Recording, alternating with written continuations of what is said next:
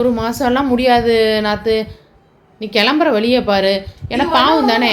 இது ஒன்றும் உங்க வீடு இல்லை, இது எங்க அம்மா வீடு. நான் எப்போ தோணுதோ அப்போ வருவேன், எப்போ தோணுதோ அப்பதான் போவேன். நீங்க உடனே நான் ஆர்டர் போடாதீங்க. சரி சரி, விளையாடு. உன்னை எப்படி அனுப்பணும் நான் பார்க்குறேன். அத்தை என்னம்மா? காலையில் தான் நாத்தோட மாமியாருக்கு வந்து உடம்பு சரியில்லாமல் இருந்திருக்க மாட்டுக்கு. காலையில் அவங்களுக்கு ஒரு மாதிரியாக இருக்கும். சரி மருமகிட்ட பேசணும்னு ஆசையாக ஃபோன் பண்ணியிருக்காங்க அத்தை. நாற்று கேம் விளையாண்டுக்கிட்டு அவங்கள சண்டை போட்டு ஃபோனை வச்சிருச்சு. இப்போ அவங்க வீட்டுக்கார் ஃபோன் பண்ணாருத்தே, இந்த மாதிரி ஃபோன் பண்ணாங்களாம் அம்மா. அது பாருங்கள் சரியாக கூட பேசாமல் வச்சிருச்சா. அம்மாவுக்கு வேறு உடம்பு சரியில்லை, ரொம்ப முடியாமல் இருக்கிறாங்க, வர சொல்லுங்கள், அம்மாவை பார்த்துக்கிறதுக்கு ஆள் வேணும், நானும் ஆஃபீஸ் போகணுன்னு சொன்னாங்கத்தே. நான் சரி சொல்கிறேன் அத்தைக்கிட்டேன்னு சொன்னத்தே. அதான் உங்கள்கிட்ட சொல்லலான்ட்டுத்தே.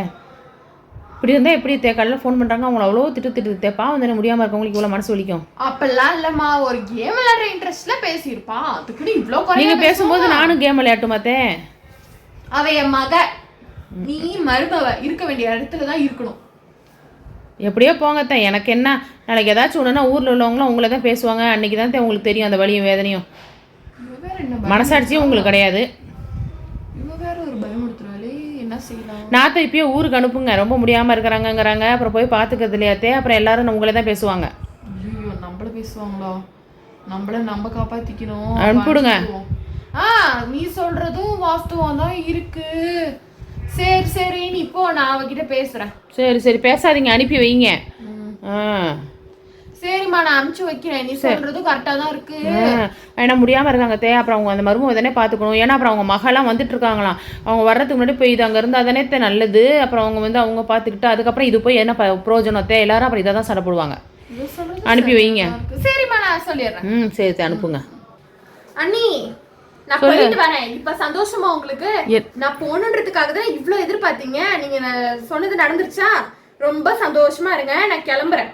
இனிமே நான் வரல. அதுக்கு இல்ல, நாத்து ஃபோன் பண்ணாங்க உடம்பு சரியில்லைங்கிறாங்களே, அதுக்கு தான் சொன்னேன் நான். ஆமா, நீங்க எப்படிப்பட்டவங்க தெரியும். சரி கிளம்பு. பஸ் போயிட போகுது. அது எங்களுக்கு தெரியும். நான் போயிட்டு வரேன்.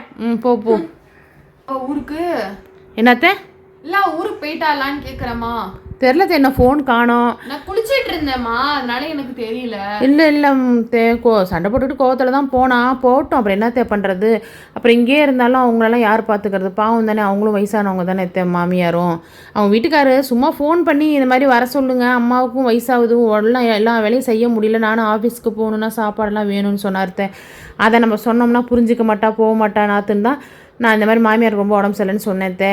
இருந்தாலும் அவள் பாவம் இல்லைம்மா, இப்போ அவசரமா ஓடுறாள்லம்மா. சொல்லியிருந்தா நாளைக்கு அனுப்பிச்சு வச்சிருக்கலாம். அதுக்கு இல்லை, நீங்கள் சாவாசமாக இருந்து இந்த மாதிரி வீட்டுக்காருக்கு சாப்பாடுக்கு கஷ்டம், மாமியாருக்கு வயசானவங்கலாம் நீங்கள் சாக்கு சொன்னால் கேட்க மாட்டாத்தே. இந்த மாதிரி ஒரு பயமுறுத்தி அனுப்புனா தான் போவா. சரி போட்டுத்தே, நீங்கள் ஒன்றும் இது பண்ணாதீங்க.